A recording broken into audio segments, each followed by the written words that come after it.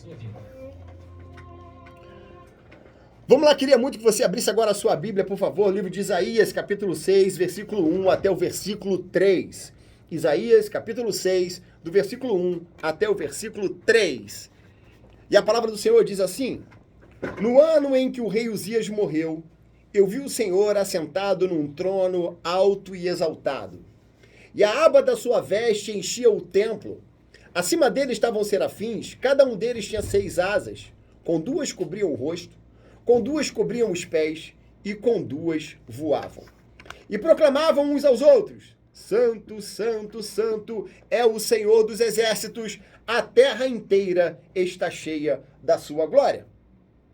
Olha, o Brasil, desde os últimos acontecimentos aí do último final de semana, o Brasil atravessa uma grande instabilidade. Um momento de muitas incertezas, um momento de muitas dúvidas, um momento de muito medo. Essas eleições agora, então, trouxeram uma instabilidade muito grande, uma instabilidade muito grande para todos nós. Pra você ter uma ideia, protestos estão acontecendo por toda parte, suspeição das eleições, é flagrante a parcialidade do STF, onde persegue um lado e acaba não perseguindo o outro. Quando nós vimos que no cenário nacional, um condenado pela justiça, uma pessoa que tem valores e princípios completamente ruins, totalmente diferentes daquilo que a gente acredita, e a gente fica com medo, com incerteza, com ansiedade. Agora, o que será de nós? Isso traz também tristeza, indignação.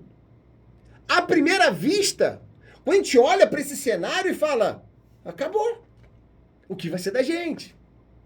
Mas quando eu vou para esse texto, essa visão de Isaías me faz descansar no meio disso tudo. Não importa quem esteja no trono da terra. Não importa se o trono da terra está vago ou não. O que importa é que o Senhor, poderoso, continua no trono, governando sobre todas as coisas.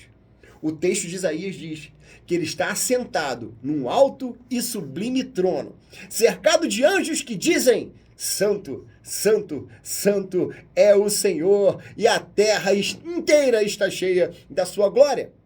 Não importa o homem, o que importa é que o nosso Senhor é o Rei dos Reis, é o Senhor dos Senhores.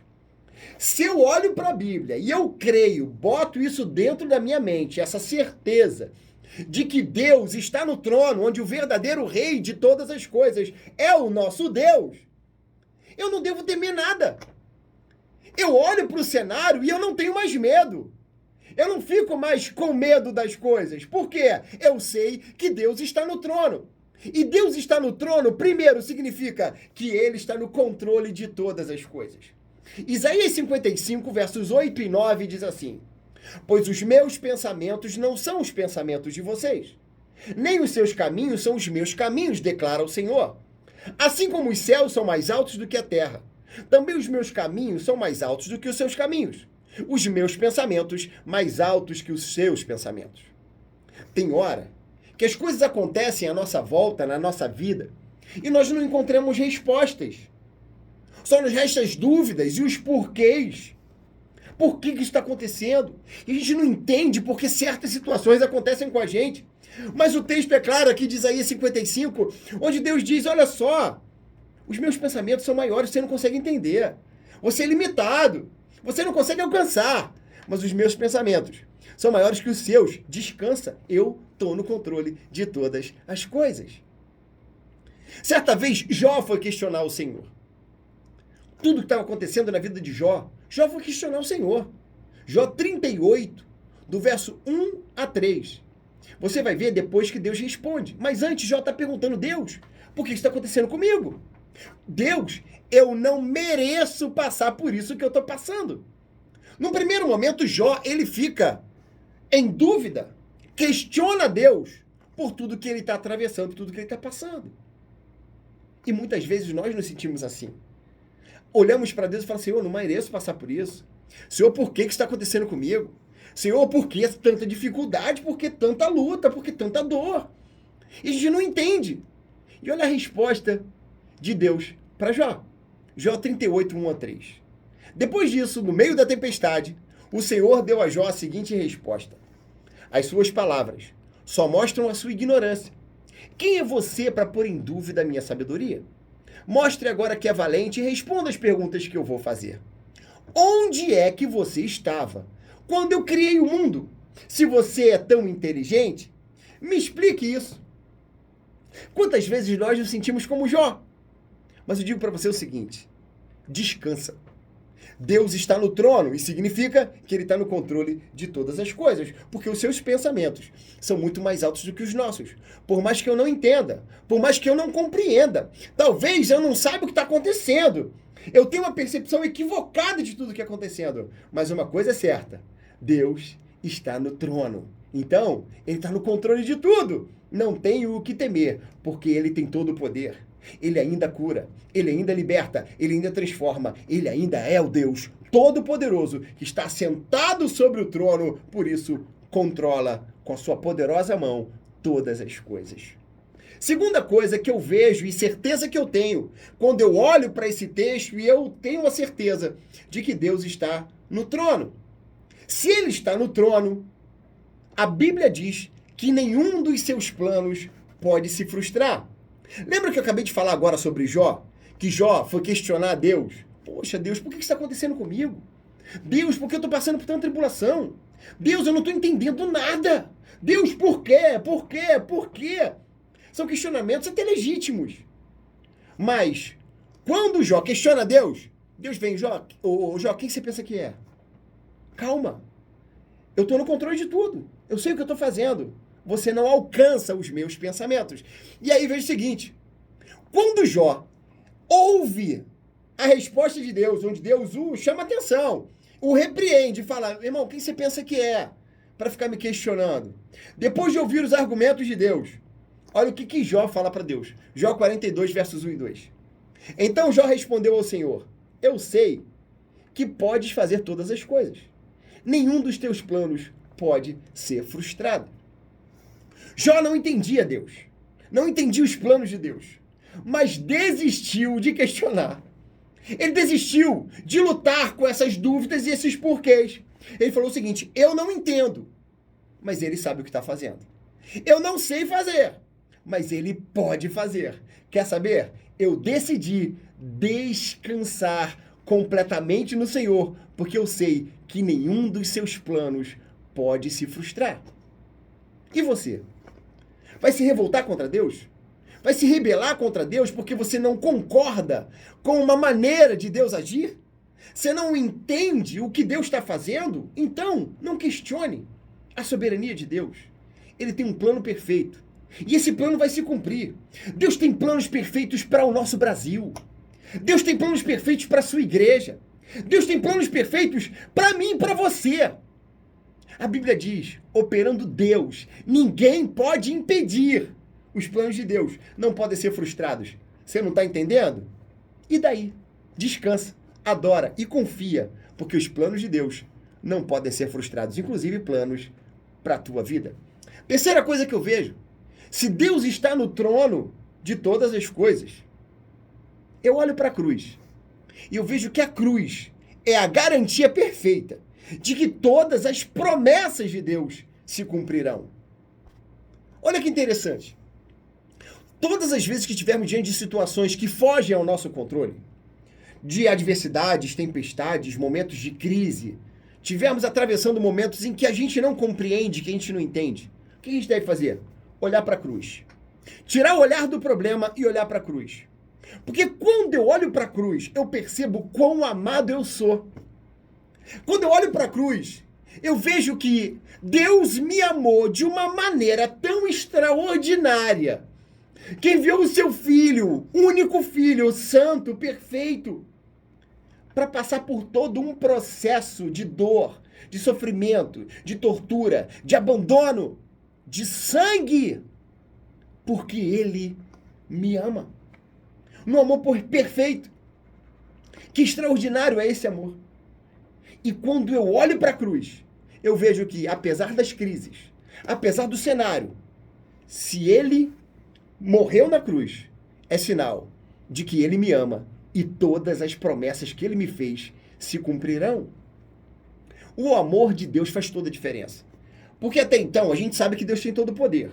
Até então a gente sabe que Deus tem poder sobre todas as coisas e que está no controle de todas as coisas.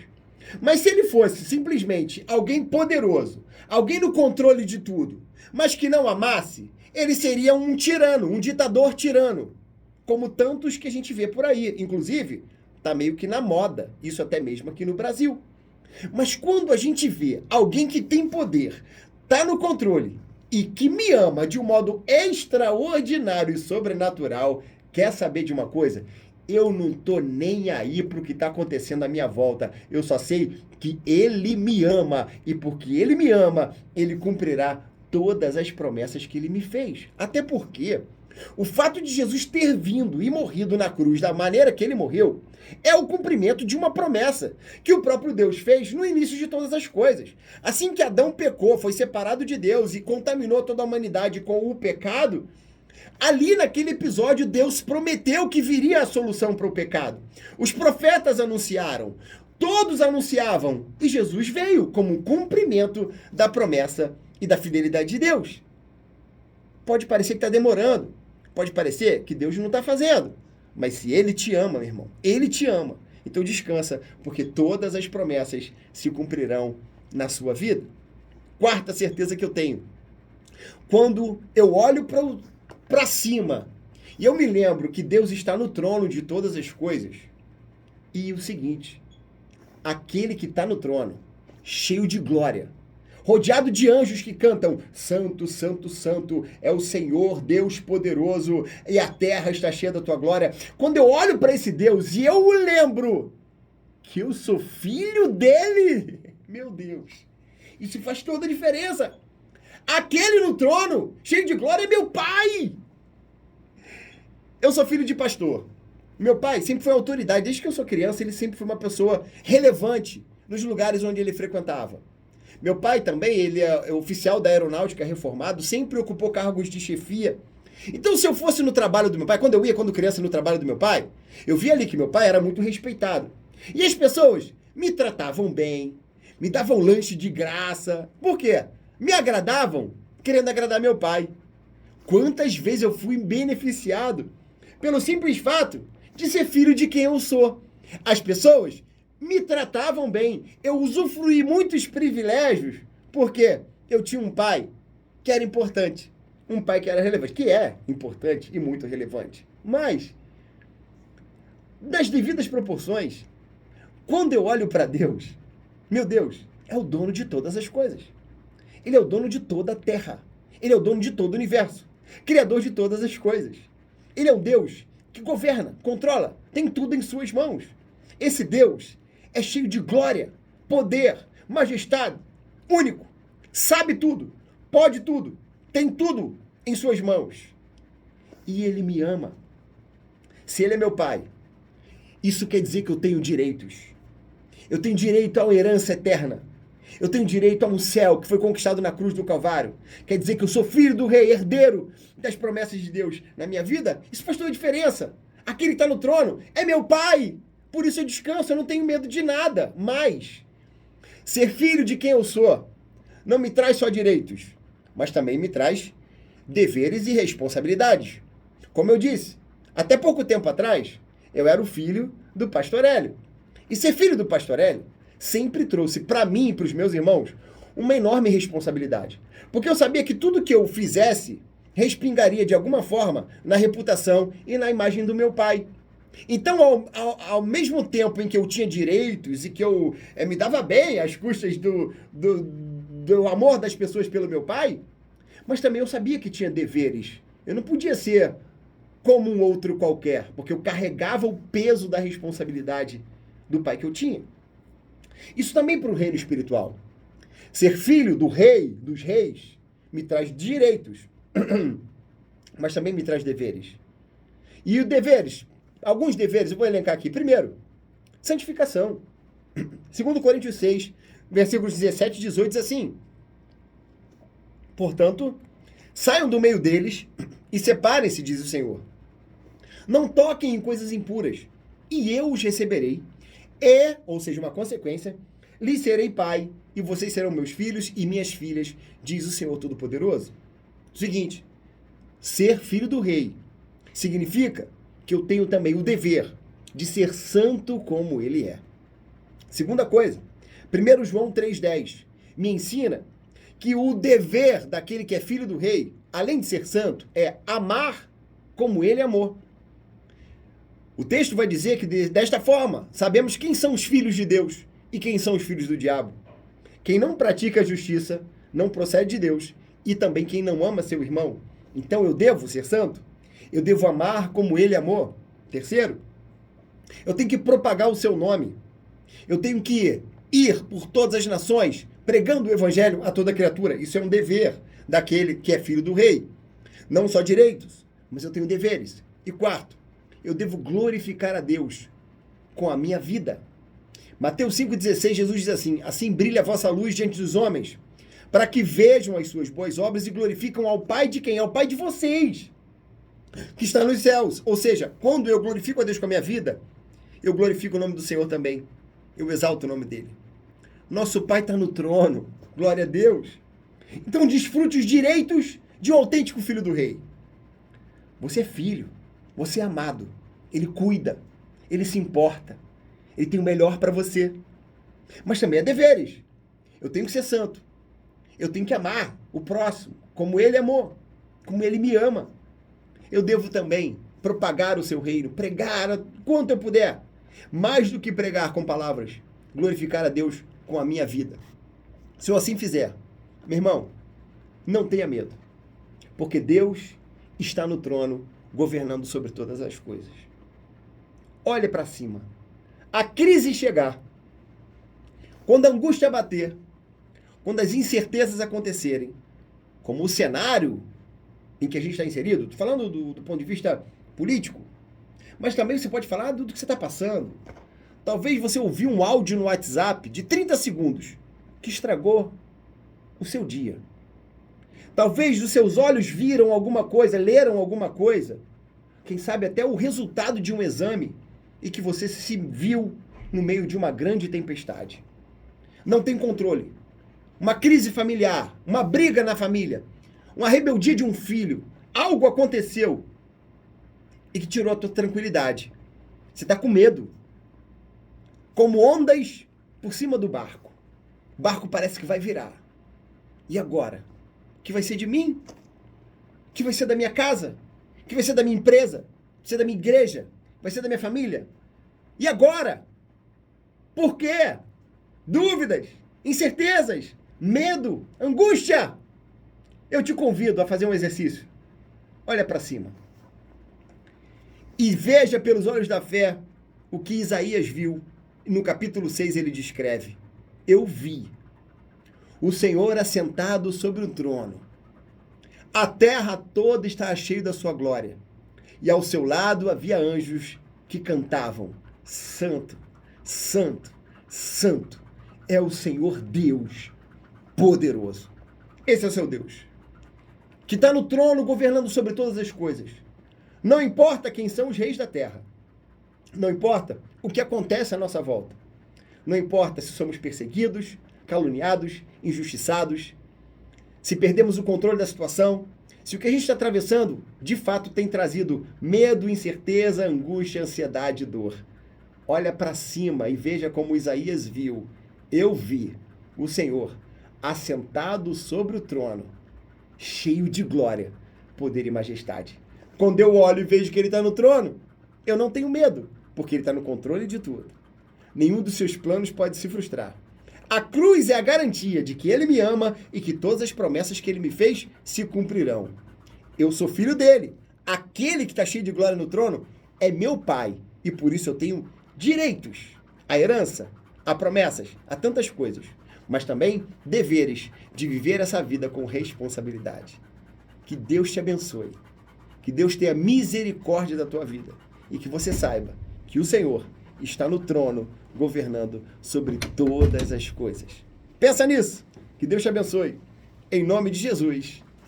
Amém.